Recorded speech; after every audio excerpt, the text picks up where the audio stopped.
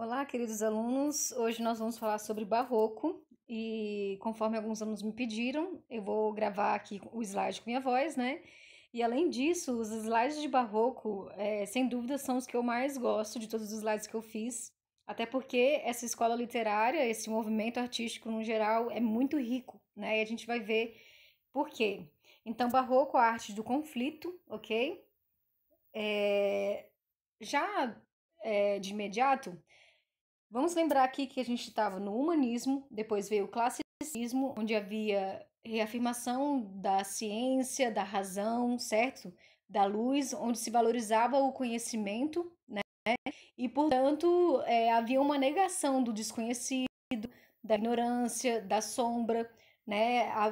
Havia uma não aceitação desses elementos que, querendo ou não, eles existem, apesar da postura científica, né, daquela época.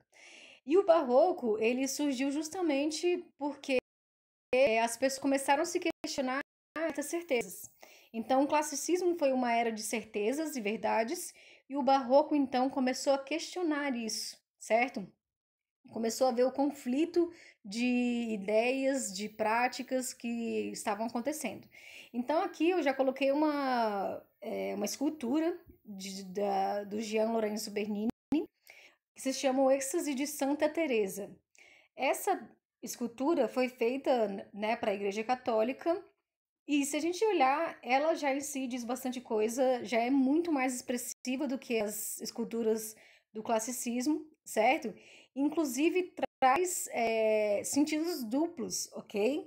Então, olha só, vamos ver aqui o que quer dizer, certo? A devoção do êxtase ou arrebatamento, ok? Então, aqui é o significado do que a Santa Teresa na escultura está sentindo, ok? Então, a definição desse êxtase é estado passivo, sentimento de não estar num corpo, sentidos, memória e imaginação cessam, corpo e espírito sofrem de uma dor doce e feliz, passa do tenebroso brilho a uma completa impotência e inconsciência, uma sensação de estrangulação ou às vezes de um voo estático tão intenso que o corpo literalmente se ergue no espaço. Depois de meia hora, sente-se desmaio, unido a Deus. Em seguida, o sujeito acorda aos prantos, o clímax da experiência mística. Então, esse êxtase é uma experiência religiosa, certo? Mas, como a gente pode ver na própria descrição, é uma experiência muito sensitiva, né? É uma experiência sensual, no sentido de que diz respeito aos sentidos do corpo humano. E na escultura ele também expressa, certo? Talvez isso, no próprio classicismo, essa escultura, escandalizasse as pessoas, né? Porque o rosto da santa tem um misto aí de prazer, entorpecimento, certo? Que não são exatamente muito aceitos numa era de certezas do classicismo. Então, isso representa muito bem o barroco, certo? Essa escultura. Bem, contexto histórico, aconteceu do século XV ao século XVIII, ok? Então, lembra que eu falei para vocês, 1580 é mais ou menos a data em que Camões termina de escrever os Lusíadas, né, que é um ápice do classicismo na literatura. Ele retoma a epopeia lá da Antiguidade Clássica, faz essa narrativa heróica exaltando os feitos de Portugal, mas já ali nessa época começam a surgir as dúvidas daquela certeza toda que se colocava, né? Então, o próprio Camões, no fim do livro, fala que Portugal e o rei de Portugal, Dom Sebastião, deveriam ser mais humildes e não buscar tantas conquistas o tempo todo. Então, você percebe que já aí já há uma crítica a respeito dessa ganância, de uma ambição sempre do verdadeiro, do melhor, né? E uma não aceitação da pausa, da reflexão, certo? Esse sistema econômico. A gente tem aqui o capitalismo evoluindo, certo? Até hoje nós temos o capitalismo, então você já tem aqui o capitalismo em outro estágio, na Europa Ocidental. Porque agora existe um mercado internacional, certo? Com a descoberta das colônias, há um mercado internacional de produtos e de escravos, como eu falei para vocês, né, africanos escravizados. Esse mercado gerou muito dinheiro para quem participava, certo? Então você vê um outro nível de capitalismo no sentido da globalização, ok? Então não ficava mais restrito a uma cidade ou entre cidades, ok? E também você vê um ápice da objetificação do ser humano também, certo? A maximização dos lucros. Saía muito mais barato escravizar africanos, tirá-los de sua terra, produzir, né, com a força de trabalho deles, ok? Bem, além disso, o comércio, né, também estava a toda, e surgiam os bancos, certo? Que é uma instituição que existe até hoje, é central no capitalismo, né? Enquanto existe o capitalismo na Europa Ocidental, as navegações, a globalização, nas Américas e no Oriente, nas colônias da União Ibérica, né, que então era Portugal e Espanha, havia o escravagismo ou escravismo, como eu falei para vocês, ok? Aqui não havia trabalho assalariado, nada disso. Os escravos eram trazidos, eles trabalhavam até a morte, ok? Tinha uma estatística de vida muito pequena, certo? Eles morriam muito cedo porque as condições eram horrorosas. Desde a vinda deles nos navios negreiros, né, em que já se previa mais ou menos a morte de 20% dos africanos, e aí eles chegavam aqui e ainda tinham que encarar várias doenças novas e um trabalho escravo né, e a questão cultural, mental, tudo isso era muito pesado. E era assim que é assim que o Brasil então funcionava economicamente, ok? Nesse período. E a gente viu também que houve o Concílio de Trento, né, de 1545 a 1563. Esse concílio aconteceu depois que Martim Lutero iniciou a Reforma Protestante, que foi uma ruptura dentro do cristianismo. E a Igreja Católica, portanto, fez esse Concílio de Trento para retomar os seus fiéis, para não perder mais fiéis, e além disso, para conquistar novos fiéis nas outras terras descobertas por eles até então. Então, o Concílio de Trento arquitetou a Contra-Reforma, ok? Que é essa ofensiva para não perder fiéis. E também houve a criação da Companhia de Jesus, que eu já falei para vocês. A Companhia de Jesus foi uma organização criada para catequizar os povos descobertos, ok? E outros fins também, né? Na própria Europa, mas aqui no Brasil, essa foi a importância deles, né? Então, quem era da Companhia de Jesus eram os jesuítas. Aqui, para a gente ter uma ideia de que então os mapas agora já começavam a ser mais abrangentes, certo? Eles sabiam que não existia mais só a Europa, né? Começaram a descobrir as Américas, então tudo isso foram avanços, né, no conhecimento.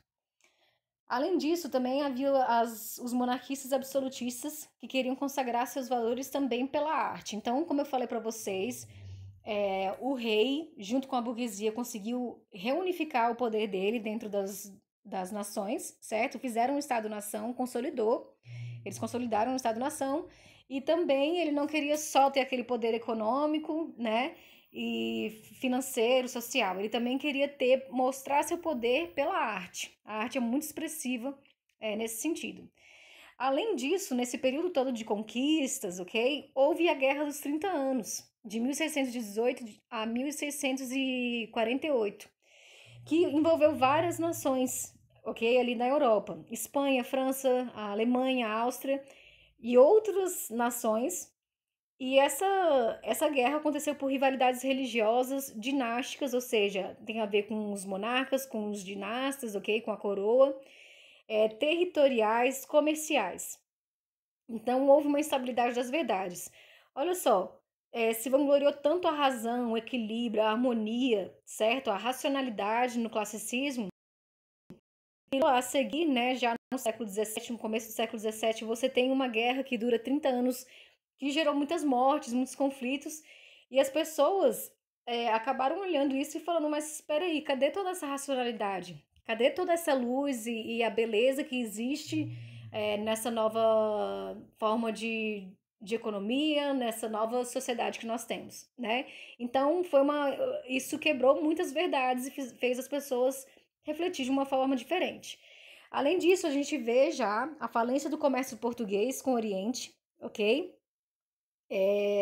Porque o ataque marítimo por holandeses, franceses e ingleses, naufrágios, revolta dos muçulmanos, corrupção dos altos funcionários portugueses.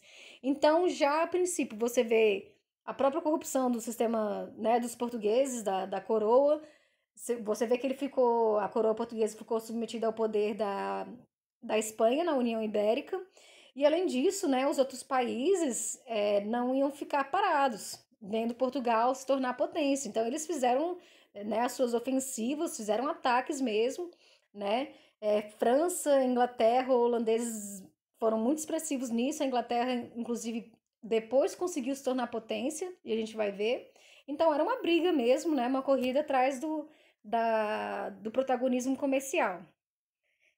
Então a gente já vê a queda de todo o glamour e toda a verdade em Portugal também, ok? O que abre muito espaço para o surgimento do barroco e de dúvidas e incertezas. Bem, aqui eu coloquei exemplos de arquitetura do barroco, ok? Então aqui na primeira foto, Palácio Real de Aranjuez, na Espanha, ok? No século XVII aproximadamente. Você já vê aqui uma estrutura arquitetônica bem mais complexa, cheia de detalhes. Okay? Na foto de baixo tem Pedro, né, no Vaticano. E aqui você também vê assim a riqueza de detalhes, a expressividade da arte. Ela não é mais pacífica, a arte é extremamente ativa no convencimento da mensagem que ela está passando, ok? E extremamente rica também. Então aqui, né, a arte, a arquitetura, a pintura, escultura eram formas de também exaltar a riqueza da nação. Bem, o barroco surgiu na Itália no século XVII e se disseminou especialmente na Espanha e na Áustria. Então, assim como o classicismo e o humanismo, o barroco nasceu na Itália, certo? Que foi um berço cultural por muito tempo. Apesar dele ter nascido na Itália, a maior expressão dele foi na Espanha e na Áustria. Nós vamos ver, ok? Consequentemente, houve expressão do movimento nas colônias americanas sob domínio espanhol, que foi na União Ibérica, que eu já falei para vocês, né?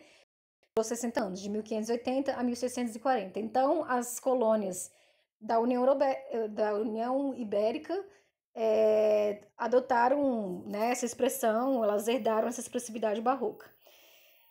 O barroco não se propagou em países protestantes, porque, né, até hoje a gente sabe que a igreja protestante, ok? Então, o barroco muito menos, né, ele seria bem-vindo nessa religião. Justamente o barroco, ele exalta demais a imagem, os sentidos, ok? Vai explorar tato, audição, visão, ele vai explorar os sentidos corporais para envolver o fiel, né, na religião. Então, isso não foi utilizado pelos protestantes. Teve maior expressão no Brasil do século XVII ao século XVIII, durante o ciclo do açúcar e posteriormente da mineração. Então, no Brasil, você vê que esse movimento surge, certo? Aqui, com uma produção própria, né? E durante o ciclo do açúcar e da mineração, que foram ciclos que geraram muito dinheiro, né? Não para o Brasil, mas para quem estava controlando o Brasil. E aqui sim, a gente pode dizer que é o primeiro período literário com produção efetivamente brasileira. Aqui não é mais europeu escrevendo sobre o Brasil. Aqui nós já temos pessoas nascidas no Brasil, ok? Por miscigenação ou não, né? E essas pessoas já se reconhecendo do Brasil, elas já tinham voz para falar sobre o país, né? E isso consistiu no protagonismo brasileiro pela primeira vez na literatura, ok? Bem, o movimento, o barroco é considerado como um movimento da Igreja Católica, entretanto, também a criticou muito. Então, em muitos lugares, vocês vão encontrar a definição de que o barroco é a arte da contra-reforma, a arte utilizada pela Igreja Católica contra a reforma protestante. Mas o barroco, na verdade, não surgiu para isso. O barroco surgiu, como eu falei para vocês, de todas as inquietações, foi algo natural, certo? Só que a Igreja Católica, que estava necessitada de recursos para conquistar fiéis, ela utilizou o barroco na contra-reforma. Então, o barroco não necessariamente é católico, ok? Mas ele foi muito utilizado pela Igreja Católica como o teatro foi muito usado pela Igreja Católica lá na Idade Média, ok? Então aqui também houve essa relação, mas porque a Igreja Católica viu a importância de utilizar esse movimento para a expansão da sua fé. E nesse sentido, né, justamente porque o Barroco não é católico, né, originalmente, ele também criticou muito a Igreja Católica. Nós vamos ver aqui exemplos incríveis, né, de literatura que criticou muito a Igreja. Então a gente vai ver como esse movimento é muito mais autônomo, não é totalmente ligado à Igreja, não é dependente dela. Bem, barroco, o que essa palavra significa, né? Barroco significa pérola irregular ou feísmo. Para os neoclassicistas, é confusa, torta e monstruosa. Então, no momento em que o barroco estava surgindo, estava se expressando e tudo mais,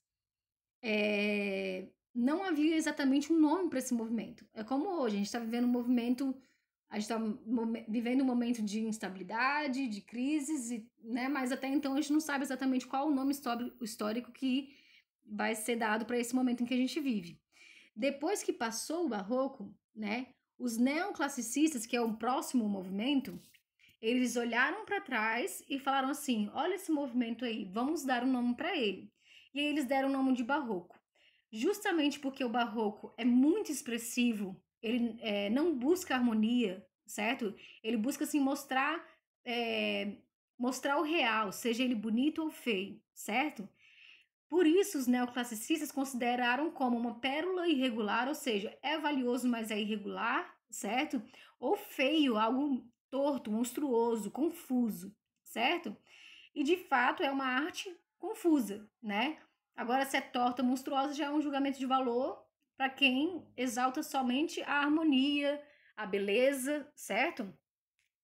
Bem, o barroco, então, ele surgiu se contrapondo ao Renascimento, que a gente acabou de ver, né?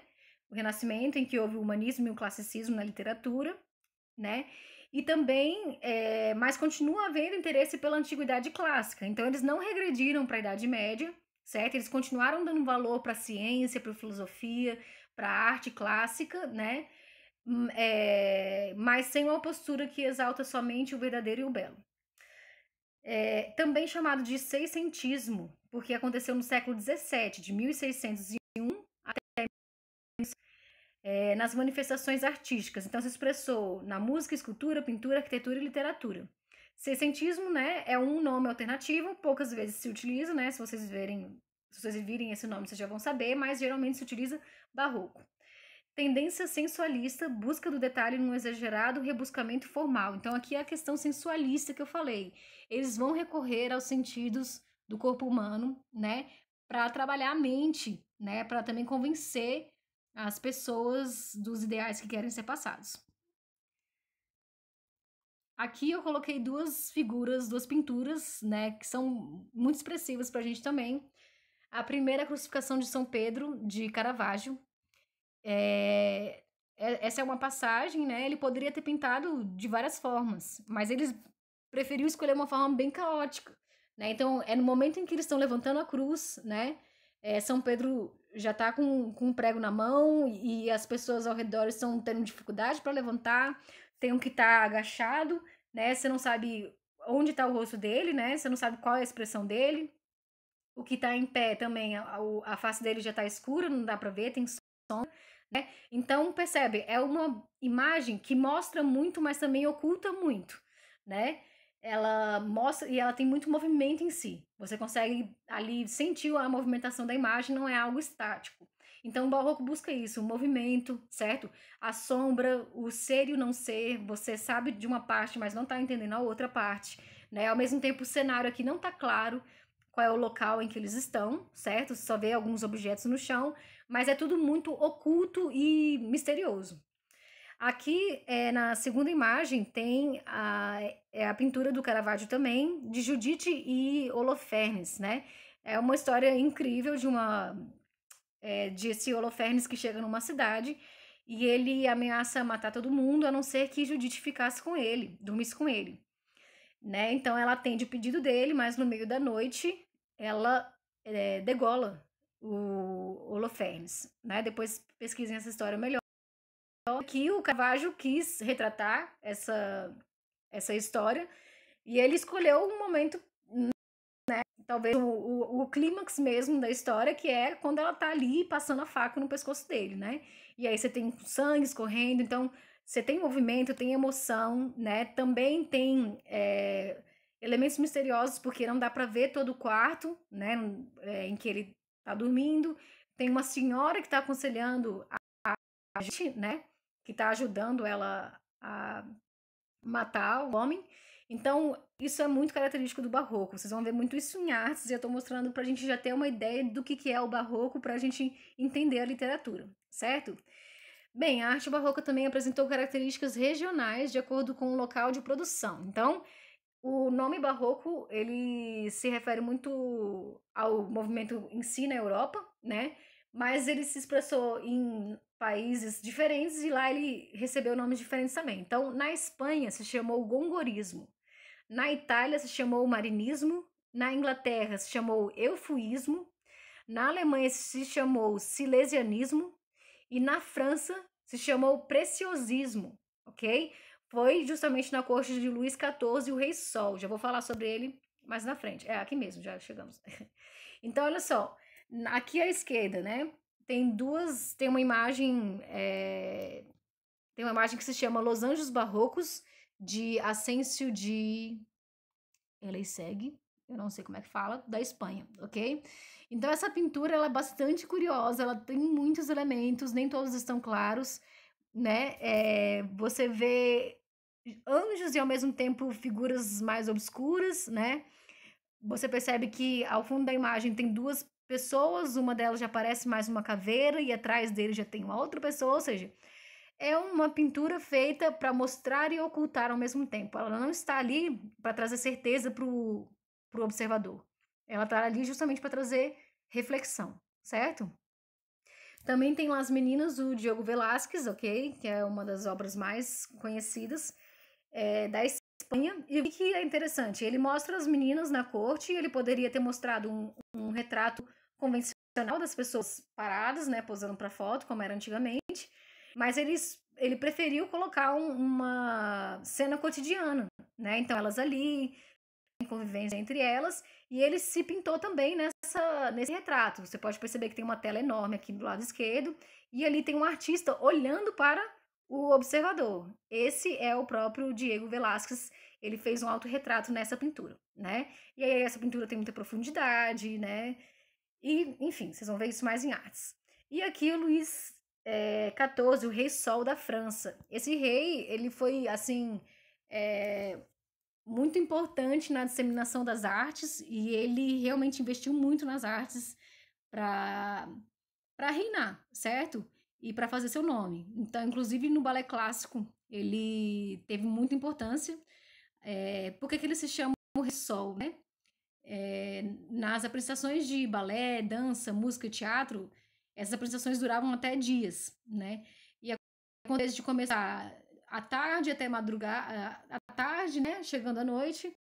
E só quando amanhecia, quando o sol chegava, né? O rei também aparecia. Então, ele representava ali o próprio sol na cena, né? Então, ele foi muito expressivo nesse sentido na França.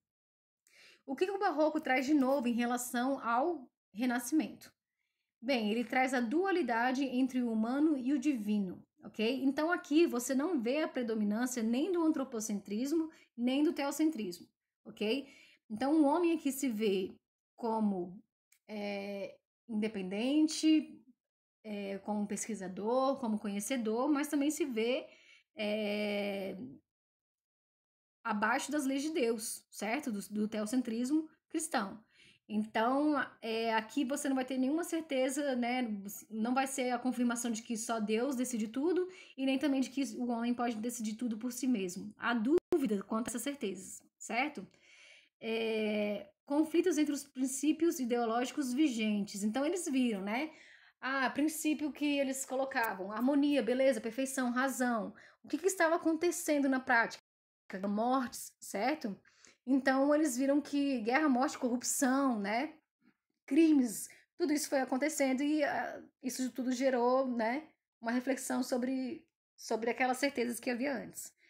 Drama humano. Então, aqui, né, na literatura, fala-se que o ser humano sempre tem dramas, né? Passa por dramas que são universais, que estão na história do ser humano. Mas existem movimentos artísticos que esconderam esse drama, como foi o classicismo, e outros movimentos que mostraram esse drama como ele é, certo? Que foi o barroco e depois o romantismo, vocês vão ver. Então, esse drama consiste na, na, na dualidade, digamos assim, de corpo e alma. E aqui eu coloquei corpo versus alma e corpo e alma, né? Porque não necessariamente o corpo e a alma tem que se contradizer, certo? Não é porque você valoriza o seu corpo que você está negando a sua alma e nem ao contrário, né? Então, inclusive, isso tem a ver muito com o valor clássico, né? Da antiguidade clássica, de valorizar corpo e alma. Mas qual era o conflito aqui, né? A igreja por muito tempo colocou ideais contrários ao corpo, aos sentidos e tudo mais, e agora era um conflito realmente se pensar em como juntar esses dois elementos. A gente vai ver muito na literatura, né? O poeta muito conturbado porque ele tem desejos sexuais, tem desejo pela amada, e ao mesmo tempo ele sabe que aquilo vai corromper a mente dele, segundo o que ele acredita, né? Também tem a questão da fé e da razão, ok? Então, é a mesma coisa do antropocentrismo e o teocentrismo coexistem. Ao mesmo tempo que existe a fé, também existe a razão. Eles têm que aprender agora a dar uma medida certa para cada um, porque elas não se excluem mais, mas elas coexistem. E esse movimento é contra as certezas plenas e reconhece que pensar é contradizer-se. Então, gente, né? Acho que todo mundo já passou isso aqui. Chega à noite, vai dar uma dormida, aí vai pensar um pouquinho na vida. E aí pronto, você já tá lá criando monstros e já criou um problema que nunca existiu na sua cabeça. O pensamento é um processo, processo de inquietação, né? É muito difícil você só pensar e ficar bem o tempo todo, né? Quando você tem esse momento reflexivo. E também o barroco mostra uma crise de representação. A verdade não é única, mas no mínimo dupla, ok? Multiperspectiva. Aqui é muito importante, até na questão científica, ok? Percebe-se que um objeto ele pode ser observado não só por uma pessoa, mas por mais de uma pessoa, certo? Então a descrição de um objeto não é única. Inclusive esse objeto, se ele tivesse voz própria, ele seria sua autodescrição também. Então não há mais como dizer uma unidade, uma única verdade sobre as coisas. Há no mínimo duas verdades sobre tudo na vida, certo? Então a perspectiva é maior, né? Percebe-se que não que existem vários observadores e que cada observador vai ter uma interpretação de uma situação, né, a respeito de uma pessoa. E aqui mais pinturas do Caravaggio, né? Aqui na esquerda tem a pintura do Narciso, né, que é da mitologia grega. É uma pessoa que o Narciso era muito bonito, né? Até então ele nunca tinha se olhado, não havia espelho. E um dia ele foi até a beira do rio e viu a sua imagem, né? E ele ficou tão inebriado com a sua beleza, né, que ele acabou pulando no lago e morrendo afogado. Existem versões, né, que dizem que ele parecia muito com a sua irmã e ele se iludiu achando que era a irmã ali, ele tentou buscá-la. Então, né, na verdade, independente da versão, no geral mostra essa vaidade, né, essa fragilidade do ser humano em relação à sua própria vaidade. E aqui à direita tem também uma pintura agora de Domenico Piola, na Itália, certo? Que é a Imaculada Conceição. Aí você tem uma pintura religiosa, certo? Aí você tem elementos de luz, né? Luz forte, claridade, e outros de muita escuridão. Então, você vê aqui, né? Nas vestes deles tem anjinhos, aí alguns anjinhos parecem que são anjinhos, outros anjinhos parecem que não, nem tanto, são mais estranhos, obscuros, tudo meio escondido, né? E embaixo você tem elementos, né, seres ali. Então o barroco é bem isso mesmo, é muito expressivo, certo? Muita expressividade nesses contrastes que são colocados. E bem, além disso, né, começou-se a ver que não existe uma contradição entre a razão e a emoção. Então, percebe-se que existe uma verdade e uma ilusão na verdade, ok? Então, em toda ilusão, quando te falam algo absurdo, até nesse algo absurdo há uma verdade. E também na verdade, por mais que você queira colocar princípios fixos, você também vai perceber que dentro dela existem ilusões, né? A razão da loucura e a loucura da razão. Então, os dois estão juntos. O Barroco falou isso artisticamente, falando da emoção do ser humano naquela época. No século XX, Freud confirmou isso cientificamente, porque ele mostrou que até no nosso consciente, certo? Existe um inconsciente que a gente não controla, né? Então, nesse ponto, há cientificamente, né, a comprovação de que existe uma loucura na razão. Que por mais que você pense racionalmente, você busque o melhor, às vezes as coisas escapam de você, certo? Porque você não tem controle total da sua mente. Aí aqui eu coloquei uma imagem da Alice no País das Maravilhas, né, que é uma obra muito representativa nesse sentido, não é barroca, mas que mostra a ilusão, o jogo de palavras, né, na literatura é uma obra muito rica. O barroco valoriza o sentimento, a emoção genuína, a subjetividade e o conjunto harmônico criado pelas partes, mesmo que imperfeitas. Como assim? Vão valorizar o sentimento, agora não é mais só a razão que fala e esqueça o que você sente, ok? Também vai valorizar a sua emoção, certo? Não vai ser considerado como um vício, e sim como uma virtude que deve ser bem interpretada. A subjetividade. Lembra que eu já falei para vocês que o que é subjetivo é aquilo que passa pelo sujeito, pelo julgamento do sujeito? Então, quando você faz uma descrição objetiva, você dá o menos juízo de valor possível. Você fala das características exatas, o material, o tamanho, o peso. Agora, a subjetividade, você já vai dizer o que aquele objeto significa para você, certo? Para uma pessoa, uma cadeira pode significar uma prisão se ela trabalha o dia todo sentada. Agora, para outra pessoa que trabalha o dia todo em pé, a cadeira pode ser a liberdade, pode ser o descanso, ok? Então, isso é a subjetividade, a multiperspectiva no olhar das coisas. E o conjunto harmônico criado pelas partes, mesmo que imperfeitas. Como assim? No classicismo, sempre se buscava a perfeição de todas as partes, ok? Na formação de um conjunto. No barroco, não é bem assim. Você pode ter partes imperfeitas, não bem acabadas, que, num geral, formam um conjunto que existe, no qual existe certa harmonia. Então, vocês vão ver muito em artes isso também, até a questão do traço. Não existe mais linhas definidas, né? Você tem uma sobreposição de tintas, então você não sabe afirmar exatamente onde começa, onde acaba certo elemento num quadro, numa pintura, né? Se você chegar muito perto, você não vai saber definir que imagem é aquela, mas quando você se afasta, você vê uma imagem que tem uma harmonia e tem um sentido em si, ok?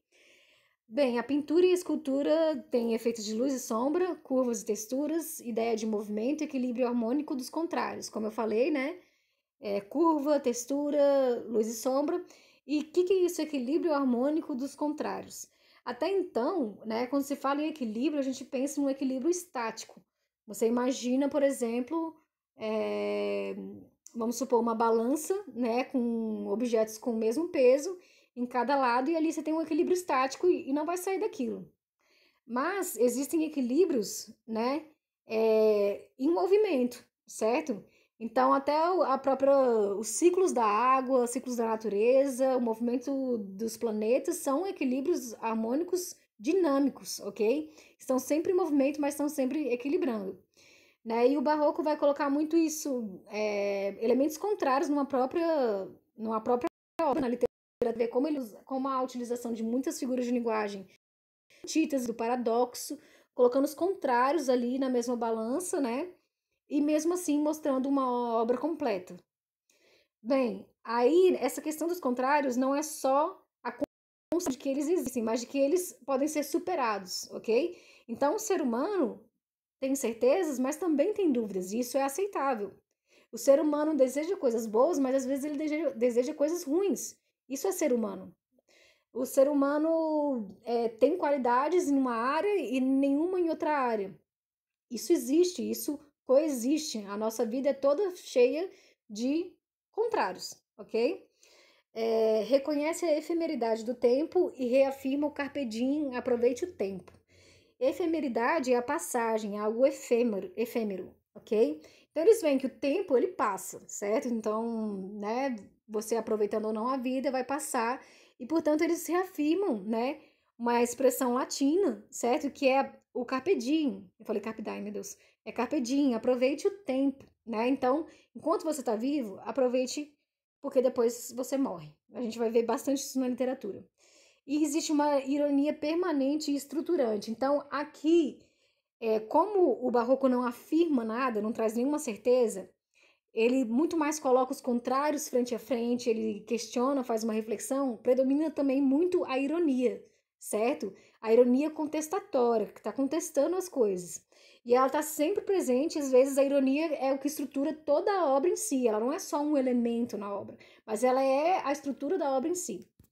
Bem, aqui eu coloquei algumas esculturas de Bernini, né, que são maravilhosas nesse sentido da textura, das curvas, relevo, né, parece até real, né, se você olhar assim, você não diz que é uma escultura feita em mármore.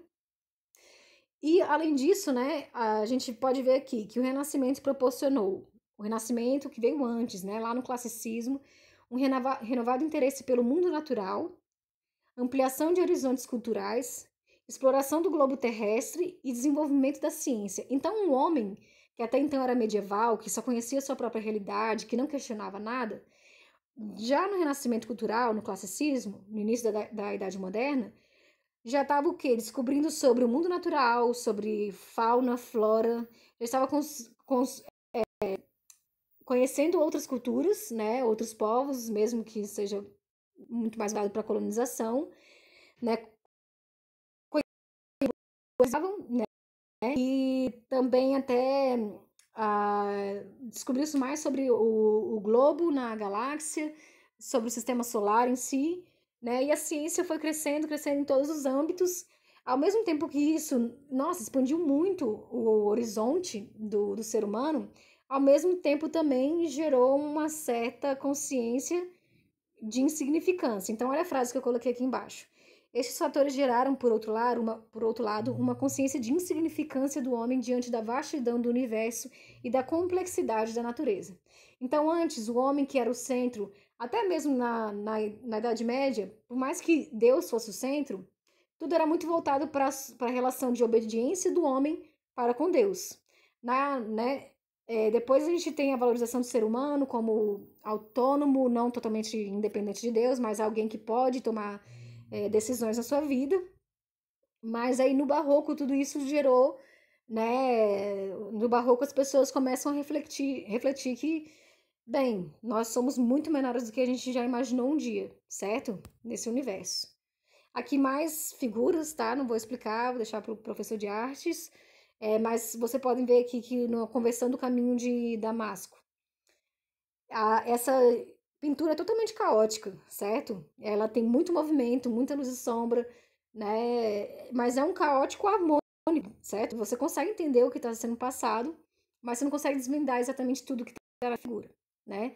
E a gente. Aí aqui eu coloquei, na verdade, para comparar. Enquanto aqui a do Caravaggio é uma obra barroca, olha só a obra do Leonardo da Vinci no Renascimento. A Mona Lisa, certo? Uma das pinturas mais famosas do mundo. Ali, aqui na Mona Lisa, você tem muita harmonia, certo? Você tem planos de profundidade mais organizados, digamos assim, tudo muito bem mostrado, né? Por mais que exista os mistérios por trás dessa obra e tal, ela é renascentista, né? Ela é bastante, assim, objetiva na intenção dela. Já que na do Caravaggio você vê muito mais elementos confusos, movimento, né? Uma obra que pode ser interpretada de mais de uma forma, ok? Então, um quadro de comparação aqui, né? No Renascimento a gente tem uma visão linear das coisas, ok? A visão também está na superfície das coisas, então tudo é muito mais superficial, a análise, ok? Unidade dos valores do ser. Então, os seres são sempre um, os valores são sempre um, ok? Lá no Renascimento. E existe sempre uma claridade absoluta, sempre a busca da luz, do conhecimento da razão. Já no Barroco, a visão é pictórica, ok?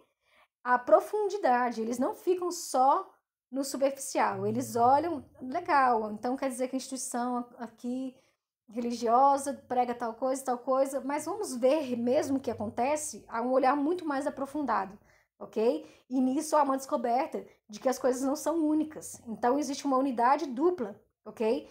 Todo ser, ele, ele é ao mesmo tempo, ele é no mínimo dois, como eu falei para vocês, né? Existe uma contradição permanente no ser humano, nas coisas e em tudo. Não há como você estabelecer uma verdade apenas, ok? E a claridade é relativa. Luz e sombra coexistem, até porque se não houver sombra, não há luz, ok? E vice-versa. Então, por isso que o barroco foi muito chamado de feísmo, movimento grotesco, essas coisas, porque ele não se furtou a mostrar o feio, o ignorante, a dúvida, o pecado, né? E ele mostrou tudo isso em contraste direto com as virtudes, certo? Ele não apenas retratou o feio, mas como retratou o feio do lado do bonito, certo? Que é a vida como ela é, certo? Aqui eu também coloquei duas esculturas para a gente comparar, que tem o Davi por Michelangelo no Renascimento, à esquerda, e tem um Davi por Bernini no Barroco, ok? Olha a diferença, certo? É o mesmo personagem mitológico, a mesma passagem, né, histórica. Para Michelangelo, ele preferiu uma pose tranquila, né, do Davi, ele uma certa momento de descanso, equilíbrio, você vê, né, todo ele tranquilo, digamos assim, certo? Já o Bernini, ele já colocou a cena no ápice, no clímax do movimento, né? Então, quando ele ia atacar Golias, quando ele tá ali com a tensão dos músculos, certo?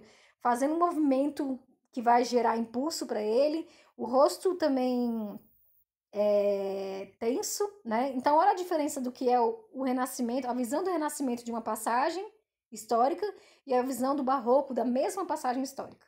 Então, por isso, né, que o Barroco também diz que tudo é pelo menos dois. Em tudo há pelo menos duas verdades, duas interpretações. Pelo menos duas. Bem, na literatura, o raciocínio é complexo e intrincado. Então, assim como é na pintura, na escultura, na arquitetura que nós vimos, na literatura também, certo? E justamente porque eles querem dizer, além do óbvio, porque eles não.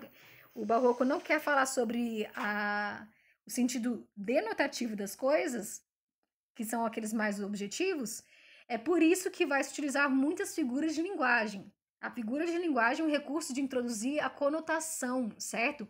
São formas e sentidos além do óbvio, né? E nós vimos várias figuras de linguagem.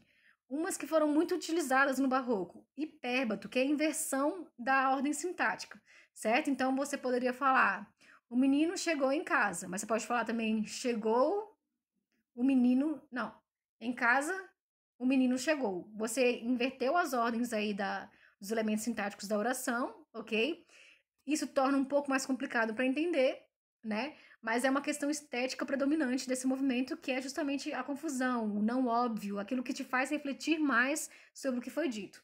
Paradoxo é aquela oposição impossível, né? Então lembra aquela música do Black Sabbath?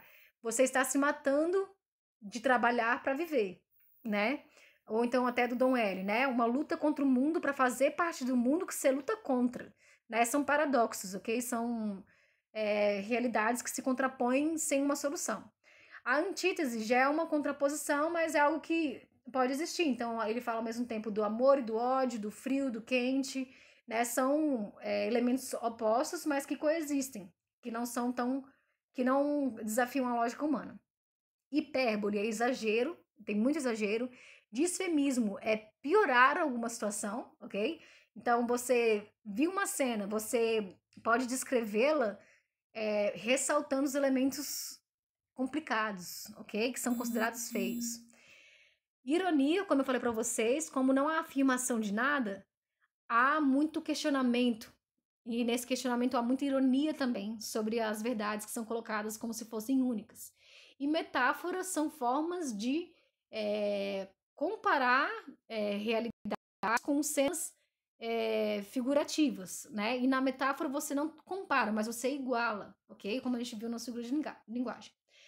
Bem, existem também as parábolas e as narrativas bíblicas, ok? Então, na prosa, ok? A gente teve muita narrativa bíblica, muita parábola, sermão, muita produção religiosa também nesse sentido, ok? E na poesia você tem os sonetos. Então, lembra do soneto que foi trazido por Petrarca lá no humanismo? Então, ele permaneceu no classicismo e aqui no barroco, certo? Então, se trabalhou muito soneto, a gente vai ver que a maioria dos poemas que nós vamos ver é um soneto. Cultismo. Então, assim, no momento de produção literária, ok? Você poderia ter a predominância de cultismo ou de conceptismo, que são esses dois conceitos aqui últimos. O que é o cultismo? É um jogo de palavras e o rebuscamento da forma, principalmente na poesia. Então, você na literatura, principalmente na poesia, vai brincar com palavras, ok? Esse é o cultismo. E o conceptismo é o jogo de ideias, argumentação, raciocínios, retórica, pensamentos lógicos, principalmente na prosa. O que acontece? Quando você coloca palavras opostas, faz um jogo de palavras, isso acaba gerando uma reflexão, né? Então, há um jogo de ideias. Mas, quando você deixa esse jogo de palavras mais resumido, principalmente em poesia que são menores, o soneto tem uma medida estática, certo? Não pode ser ultrapassado, você tem um cultismo. O conceptismo se diferencia porque ele não só coloca palavras ali para trazer uma reflexão, mas ele traz toda a reflexão escrita, ok? Então vai ter muita argumentação, raciocínios, vai ter a utilização da retórica para falar sobre algo, fazer voltas e voltas sobre um assunto, ok? Trazer pensamentos lógicos de contraposição. Então é realmente algo muito mais próprio da prosa que tem espaço para isso, né? Estrutural para isso. Mas não quer dizer que eles se excluam. Cultismo e conceptismo não se excluem, né? Eles podem estar os dois presentes no mesmo texto. Então você pode pegar assim um poema que use argumentos, né? E portanto tem o conceptismo. E também você pode pegar um texto em prosa em que haja palavra de ideias também, né? Então os dois não se excluem. O barroco é dramático, teatral, cênico. Ou seja, por que dramático, né? Teatral e cênico? Porque ele expressa muito, porque há muita ação, visualização das coisas, né? Mesmo que imagética. Então, enquanto na pintura, na arquitetura, na escultura, você realmente vê, né? Você utiliza a sua visão para visualizar. Na literatura, apesar de não ser algo representado na ação, os textos são tão dramáticos e tão expressivos que é como se você conseguisse ver a cena que é passada para você, ok? E o barroco sugestivo faz pensar e não afirma, ok? Como eu falei para vocês, aqui ele não está disposto a trazer verdades, aqui ele está disposto a refletir sobre o que existe de fato, seja algo bom ou ruim, seja bonito ou feio, certo? E refletir sobre a coexistência desses contrários. Bem, estamos acabando, gente. Barroco em Portugal e no Brasil, né? Aqui eu falei para vocês então do barroco na Europa, certo? E agora vamos ver como é que foi aqui para nós, né? Na verdade, nós vamos falar de dois autores e os dois tiveram formação em Portugal. Então, por isso que há essa ponte, Portugal e Brasil. Bem, o barroco reverberou no Brasil do século XVII a início do século XVIII devido às riquezas produzidas. Então, o barroco é uma arte que demandava bastante riqueza e muito rebuscamento, sim. Aqui, quando houve essa riqueza, essa exuberância, também foi possível a expressão pelo barroco. O ciclo da cana-de-açúcar na Bahia e, posteriormente, o ciclo de mineração em Minas Gerais. Então, a gente teve ciclos aqui, né, econômicos no Brasil, voltados para a matéria-prima que era extraída, né? Então, a gente teve, no século XVII, cana-de-açúcar e depois a mineração. No barroco no Brasil teve uma data, ok? Que foi a publicação do poema épico Prosopopeia de Bento Teixeira, que foi em 1601, né? Primeiro ano do século XVII. Então aqui a gente tem uma época determinada porque houve a publicação dessa obra.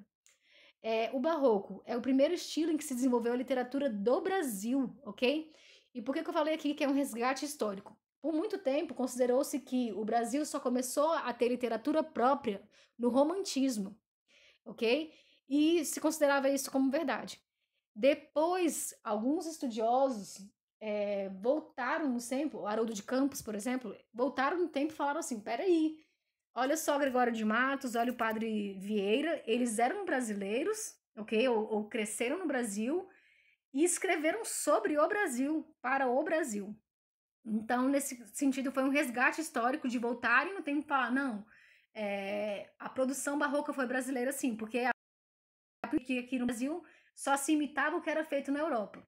Mas como vocês vão ver nos poemas, os assuntos eram o Brasil, era a nossa realidade aqui, certo? Então, por isso que houve esse resgate histórico de dizer que a literatura barroca foi brasileira, aqui no Brasil, certo? E o marco final do barroco também teve uma data, ok? Que foi em 1768, com a publicação de obras poéticas de Cláudio Manuel da Costa, ok? Que é um Arcade, é o próximo movimento que a gente vai ver na semana que vem. Então, aqui você tem data de início e fim no Brasil, ok. Aqui eu coloquei já arquiteturas brasileiras, ok? Então, no Rio de Janeiro, Igreja São Francisco da Penitência, e em Salvador a Catedral Basílica. Então, olha a riqueza de, né, ornamentos, detalhes e ouro, né, e materiais luxuosos. Então, aqui no Brasil a gente também teve isso.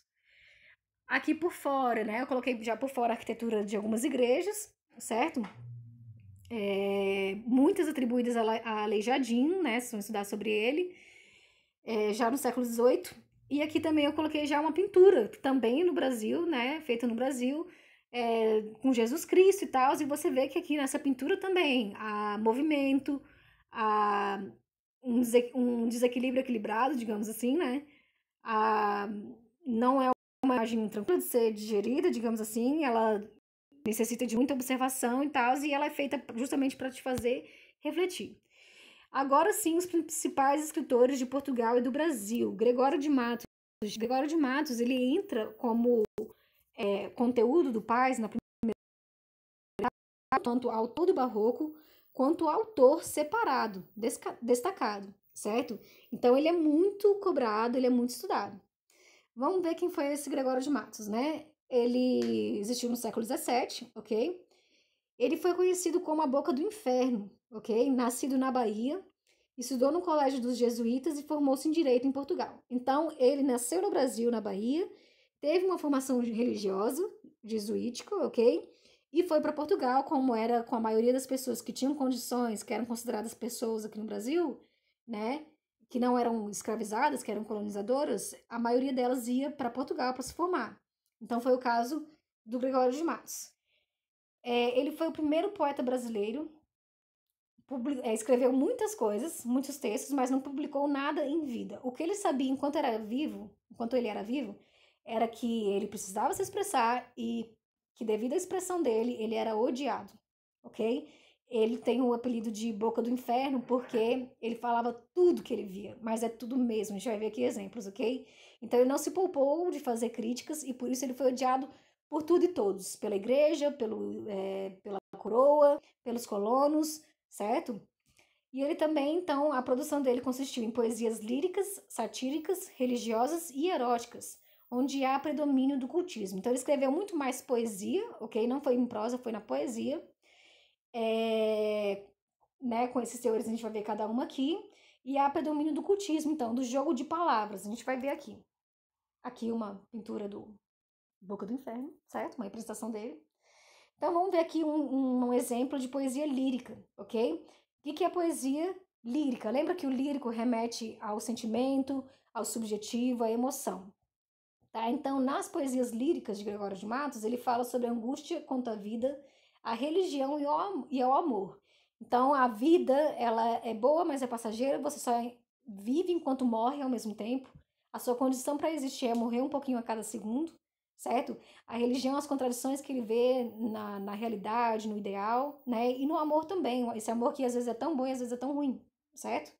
Ele compara a amada aos elementos da natureza, então ele faz essa aproximação do sentimento com a natureza, que vai ser muito retomado no romantismo, vocês vão estudar no segundo ano do ensino médio. E ele também fala muito de desejos corporais junto com a culpa e junto com o pecado, certo? Porque ele teve uma formação religiosa e tudo, mas ele era uma pessoa que sentia as coisas e falava e mostrava essa contradição, né? Ele era extremamente barroco. Então, a mesma Dona Ângela é o nome do soneto. Então, percebe aqui, essa poesia dele é um soneto. 4 estrofes, as 2 primeiras com 4 versos, as 2 segundas com 3 versos, cada verso com 10 sílabas poéticas. Vamos lá. Anjo no nome, angélica na cara. Isso é ser flor, o anjo... Não, isso é ser flor e anjo juntamente. Ser angélica flor e anjo florente, em quem senão em vós se uniformar. Então ele tá falando que ela é um anjo no nome, ok? Porque é Dona Ângela. E a angélica na cara. Então ela tem um rosto de anjo também. Isso é ser flor e anjo juntamente. Então ela é ao mesmo tempo uma flor e um anjo, né? Aí ele fala, ser angélica flor e anjo florente, em quem senão em vós se uniformar. Então, nela só ela tem a encarnação de um anjo e de uma flor. Continuando. Quem veria uma flor que a não cortara de pé, de ver de pé, de rama florescente? E quem um anjo vira tão luzente que por seu Deus o não idolatrara? Então ele fala assim, quem viria uma flor dessa e não ficaria tentado arrancá-la do pé e pegar para si essa flor? E quem também veria um anjo desse que não fizesse imediatamente você adorar o Deus que criou esse anjo, de tão perfeito que ele é? Né? Então tá vendo que é exagerado, tem muita hipérbole, tem muitos recursos de linguagem. Ele já comparou aqui metaforicamente ela, anjo e a flor, ok? Beleza, aí continuando. Se como anjo sois dos meus altares, fores o meu custódio e minha guarda, livrara eu de diabólicos azares. Então ele tá falando que se ela é o anjo dele, né, ela tá fazendo papel de anjo, livrando ele de problemas e tudo mais. Mas no final ele já coloca grande contradição. Mas vejo que tão bela e tão linda, posto que os anjos nunca dão pesares, sois anjo que me tenta e não me guarda. Então ele fala assim, você pode até estar me protegendo e tal, mas você não é exatamente como todos os outros anjos, porque você me tenta, eu quero você fisicamente, materialmente, né? Então você está me tentando, você está me fazendo pecar ao mesmo tempo em que você está me abençoando. Então ele coloca essa contradição aí, né? Aí nessa última estrofe você já vê mais contradição de palavras mesmo, ideias, né? Então, anjo que não guarda é uma contradição já, né? Continuando. Agora uma poesia satírica, ok? Ele escreveu, como eu falei, ele foi muito crítico, ele não se poupou de fazer as críticas dele, e ele criticou o governador de Salvador, a Igreja Católica e a religiosidade, ok? Ele não, ele não se, ele era uma pessoa muito verdadeira, né? Devia ser um ariano da vida. Eu sou ariano, por isso que eu falei isso. Então, Triste Bahia. Esse é o nome desse soneto, percebe? É outro soneto, tá? No quarto aqui parece que são 4 estrofes, na verdade, não, 4 versos, mas na verdade são só 3. A quarta linha eu coloquei entre parênteses para explicar só, tá? Mas são 3 versos apenas. Esse poema, né? Veloso musicou esse poema. Se vocês procurarem no YouTube, vai ter uma música Triste Bahia, cantada pelo Caetano Veloso, com essa letra de Gregório de Matos. Ele fala o seguinte: Triste Bahia, ó quão dessemelhante estás e estou do nosso antigo estado. Pobre te vejo a ti, tu a mim empenhado. Rica te vi eu já, tu a mim abundante. Então ele está se referindo à Bahia e fazendo uma comparação entre o estado antigo da Bahia e dele e o estado atual da Bahia e dele também. Então ele fala: Triste Bahia, você está muito dissemelhante, você está diferente, né? E eu também sou diferente do nosso antigo estado. Eu te vejo agora pobre e você me vê empenhado, endividado, certo? Sendo que um dia ele já viu a Bahia rica, certo? E a Bahia já ouviu um dia abundante, também rico, certo? Aí ele fala: a ti trocou-te a máquina mercante, que em tua larga barra tem entrado. A mim foi me trocando e tem trocado tanto negócio e tanto negociante. Então ele coloca aqui um motivo para eles dois terem mudado tanto. Ele fala que a Bahia foi trocada pela máquina mercante, ok? O capitalismo, o mercado, né, globalizado já, tudo isso explorou a Bahia, né? Que ele fala aqui que em tua larga barra tem entrado. Então, pelo litoral ali, você teve a chegada, né, dos portugueses tudo, e você teve a exploração muito grande, né? A exportação de matéria-prima, a importação de escravos. E ele fala que é isso, a máquina mercante, o mercado, deixou a Bahia assim mal. E ele fala que ele foi trocado, né? Ele tá sendo trocado, tem sendo trocado por negócios e negociante. Então ele também, nesse mundo de negócios, ele também se deu mal, perdeu dinheiro, certo? Aí aqui ele fala: deixem dar tanto açúcar excelente pelas drogas inúteis que abelhudas simples aceitas do sagaz estrangeiro. Aí ele fala aqui mais sobre a condição da Bahia. A produção do açúcar, certo? Que foi muito trocada por mercadorias inúteis para o Brasil, que não iriam aumentar a nossa riqueza, né?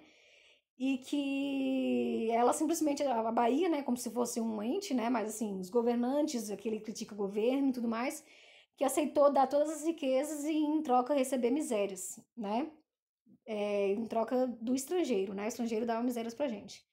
Aí ele fala, ó, se quisera Deus que de repente um dia amanheceras tão sisuda que fora de algodão seu capote. Aqui, essa expressão, algodão seu capote, é próspero comércio de algodão. Então ele fala assim, ó, quisera Deus, né, um dia você amanhecer mais decidida, mais firme, né, nos negócios, e ela ter um próspero comércio de algodão e não mais ser uma colônia de exploração, certo? Agora a poesia religiosa, né? Ele busca salvação espiritual e relata a culpa pelo pecado. Então, ele é um dos poetas mais atrevidos que vocês vão ver. Olha só que magnífico que ele faz aqui. Né? Eu digo magnífico assim, não, porque tem que ser muito artista, né? O nome desse soneto também se chama, o nome é Pequei, Senhor. Então vamos lá. Pequei, Senhor, mas não porque hei pecado, de vossa alta clemência me despido. Porque quanto mais tenho delinquido, vos tenho a perdoar mais empenhado. Então, olha só. Ele fala, olha, Senhor, eu pequei. Mas não é porque eu pequei que eu não quero mais a sua clemência, que eu não quero mais saber de você. Bem pelo contrário, quanto mais eu tenho delinquido, quanto mais coisas erradas eu faço, mais você tem que me perdoar, né? Você tem que ficar mais empenhado em me perdoar. Olha como ele era cara de pau, né?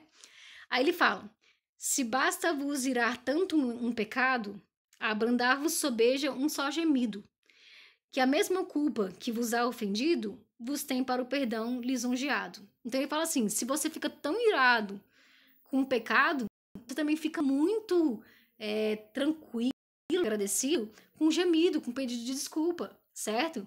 Então o mesmo pecado que ao mesmo tempo ofende Deus, ele também deve se sentir lisonjeado porque ele vai ter a oportunidade de perdoar alguém. Olha como esse Gregório de Matos é cara de pau, certo? E aí ele fala, se uma ovelha perdida e já cobrada, glória tal e prazer tão repentino vos deu, como afirmais na sacra história, então ele fala da passagem, ok? Da ovelha que estava perdida e que ela foi recobrada, né? Ela voltou para o rebanho e isso gerou muita glória para Deus e muito prazer. Então, assim, então o Gregório fala, se isso já aconteceu um dia, né? Aí ele continua, eu sou o Senhor, a ovelha desgarrada, cobrai-a e não queirais, pastor divino, perder na vossa ovelha a vossa glória. Ele fala assim, se você já fez isso um dia, já conseguiu resgatar uma ovelha desgarrada, então faça de novo, eu sou essa ovelha desgarrada, né? Não perca essa glória, esse prazer, estou aqui para te ajudar a fazer isso. Nesse poema. E a poesia erótica era extremamente profana, relata a sensualidade de seus amantes na Bahia, ok? Então, ele mostra tudo que ele vê e também relata escândalos sexuais em conventos, ok? Então, existia e ele simplesmente falava para todo mundo. Por isso que ele era um boco do inferno. Aqui eu coloquei o título, né, de um soneto, mas eu coloquei só 2 versos, porque vocês são menores de 18 anos, ok? Se vocês quiserem atrás, aí é com vocês. Mas olha só, necessidades forçosas da natureza humana. Esse é o título do soneto, ok? Aí ele começa assim: busco uma freira que me desentupa a via, que o desuso às vezes tapa. Então aqui ele tá falando que ele precisa se satisfazer sexualmente e não só se satisfazer, mas com uma freira, ok? Então ele joga aqui o escândalo que existe, que isso, mostra que isso existe dentro dos conventos e tudo mais. E era o boca do inferno, né, gente? Então esse foi Gregório de Matos, ele foi proeminente na poesia e produziu sonetos, ok? Agora nós vamos ver o padre Antônio Vieira, é o último, tá? E a gente acaba. O padre Vieira também viveu no século XVII aqui no Brasil. Ele nasceu em Lisboa, mas veio para o Brasil aos 7 anos de idade, ok? E escreveu muito em prosa, tá? No barroco brasileiro. Então ele escreveu mais textos em parágrafos, que são sermões, nós vamos ver. escreveu cerca de 200 sermões, muitos deles polêmicos. Claro, se é barroco, gente, vai ser polêmico, ok? Porque o barroco não vai deixar de falar o que ele está vendo, não vai deixar de mostrar a contradição e de questionar, certo? O padre... Nossa, faltou a letra B, né? O padre também criticou a Inquisição da Igreja Católica, de que era membro. Então, ele era membro da Igreja Católica, ele era um jesuíta, mas ele criticava essa perseguição que a igreja fazia às pessoas que não eram da religião. Criticou os novos cristãos, que são os judeus, ok? Então, houve uma conversão de judeus para o cristianismo, isso não foi muito bem aceito dentro da igreja, ele mesmo criticou isso, mas, ao mesmo tempo, ele não deixava que os colonos perseguissem, né?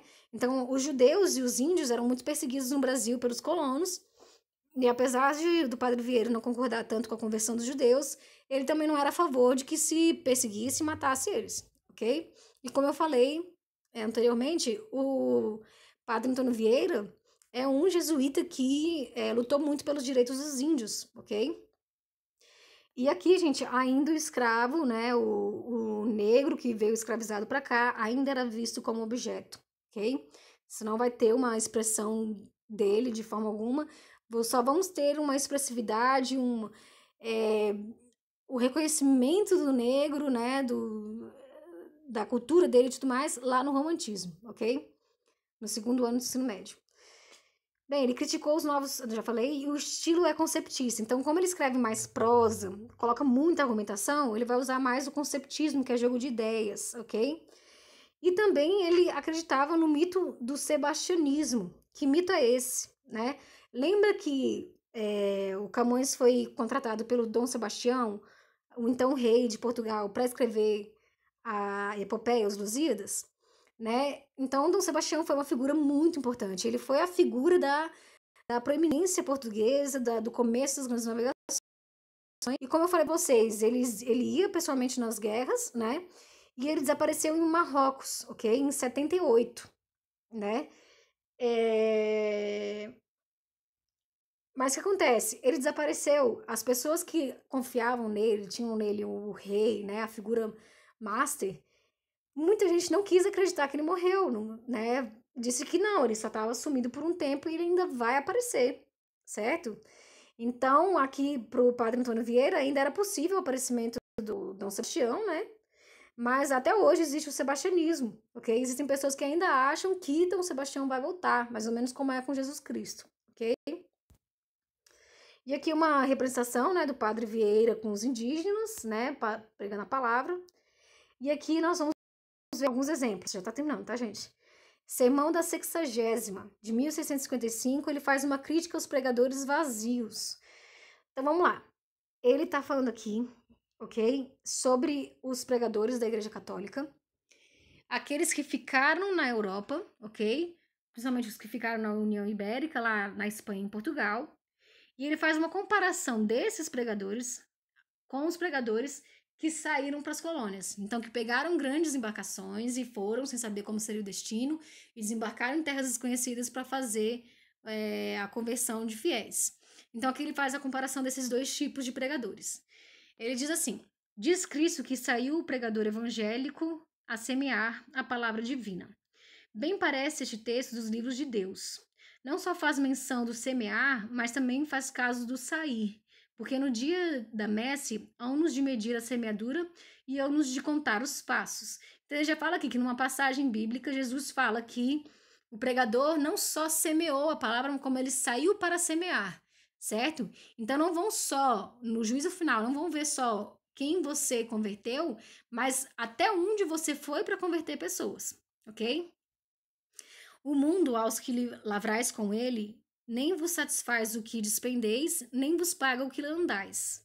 Deus não é assim. Então ele fala que o mundo material, a realidade terrena, é ingrata. Quando você trabalha no mundo, você não vai ter retorno daquilo que você gastou e não vai também ter nenhuma recompensa por isso. Mas Deus não é assim. Ele fala aqui, para quem lavra com Deus, quem trabalha para Deus, até ao sair é semear, porque também das passadas colhe fruto. Então ele fala assim, que Deus vai te contar até o quanto você andou e não só o quanto você pregou, certo? Entre os semeadores do evangelho, há uns que saem a semear, há outros que semeiam sem sair. Os que saem a semear são os que vão pregar à Índia, à China, ao Japão. Os que semeiam são os que se contentam com pregar na pátria. Então, isso que eu falei para vocês. Alguns foram para as colônias, outros ficaram na própria pátria. Todos terão sua razão, mas tudo tem sua conta. Né? Então, fala assim, tudo bem, você pode fazer o que você quiser, mas tudo tem sua conta. Aos que têm a seara em casa, os que estão semeando em casa, na própria nação, pagar-lhes-ão a semeadura. Então, ele vai ter como recompensa o que ele semeou, o que ele pregou. E já aos que vão buscar a seara tão longe, os que vão lá para outros continentes, hão-lhes de medir a semeadura, a conversão que você fez, e hão-lhes de contar os passos, o quanto você andou, né? E aqui ele faz uma referência, ele estava em Portugal, tá? Nesse momento. Aí ele fala assim: há dia do juízo, que é o dia em que todo mundo vai ser julgado, os valores vão ser medidos, ok? Ele fala: há pregadores. Os de cá, que estão na Europa, ele estava na Europa nesse momento, achar-vos-ei com mais passo. Eles serão achados com mais passo com C cedilha. E os de lá, os que estão nas colônias, serão achados com mais passos, com 2 S. Como assim? Passo com C cedilha relacionado a palácio, vida palaciana, vida luxuosa na corte, ok? Então, esses padres que escolheram ficar na própria pátria têm mais conforto, mais luxo. Agora, os padres que saíram, eles sim vão ter mais passos, literalmente passadas, ok? Caminhado mais. E aqui ele faz essa comparação. Percebe? Há um jogo de ideias muito forte, então ele joga um monte de ideia para o que ele queria, né? Não diz simplesmente, mas usa toda uma argumentação e também há um jogo de palavras, né? O passo, um C cedilha e 2 S, é um jogo, é uma concepção cultista, né? Um cultismo, um jogo de palavras. Sermão dos Peixes ou de Santo Antônio, 1654. Ele faz uma crítica aos colonos que maltratam os indígenas. Então, ele faz defesa dos indígenas e ele pregou esse sermão aqui no Brasil 3 dias antes de embarcar escondido para Portugal para a luta dos jesuítas contra a escravização dos índios pelos colonizadores, procurando a salvação dos índios. Então, os colonos cogitaram escravizar também os indígenas, certo? E não só os africanos que eram traficados para cá. Nessa discussão, os jesuítas foram muito importantes para defender a não escravização dos indígenas. Okay? E ele foi um desses, foi escondido para Portugal para travar essa luta. Aí aqui percebe, de uma forma muito metafórica, ele explica que é errado o português querer sair ganhando em cima de uma nação, em cima dos indígenas, ok? Então, olha só. Só resta fazer-vos uma advertência muito necessária para os que viveis nestes mares. Como eles são tão esparcelados e cheios de baixios, bem sabeis que se perdem e dão à costa muitos navios, com que se enriquece o mar e a terra se empobrece. Então ele fala assim, olha, nesse grande mar aqui, né, a gente vê que existem muitos navios e alguns deles simplesmente batem, né, colidem, e ele acaba indo para o fundo do mar, certo? A terra fica empobrecida porque aquilo era, né, dos continentes, do território. A terra perde, mas o mar ganha, certo? O mar fica mais rico com esse acidente. Aí ele fala, importa, pois, que advirtais que nessa mesma riqueza tendes um grande perigo, porque todos os que se aproveitam dos bens dos naufragantes ficam excomungados e malditos. Então, olha, ele é bastante ácido, né? Ele fala que, da mesma forma que o mar se beneficia com o naufrágio e tudo mais, de uma forma metafórica, ele coloca isso, quem também está querendo se aproveitar dos bens dos outros, né, que são os indígenas, a colônia, essa pessoa vai ficar excomungada e maldita. Olha só, bastante enfático, né? E, para terminar, glória a Deus, Sermão do Bom Sucesso das Armas de Portugal contra a Holanda, ok? De 1640, contra a invasão dos holandeses e dos protestantes. Então, houve uma época no Brasil em que houve invasão holandesa, vocês vão estudar isso em história, certo? E nesse momento havia um questionamento de se os holandeses conseguiriam tomar conta de toda a colônia, né?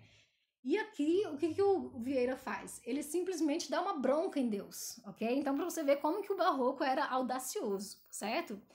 Ele pega e fala assim, considerai, Deus meu, e perdoai-me se falo inconsequentemente, considerai a quem tirais as terras do Brasil e a quem as dai. Então ele fala assim, ó, presta bem atenção de quem é que você está tirando a terra, que é dos portugueses, e para quem que você está dando, que é para os holandeses.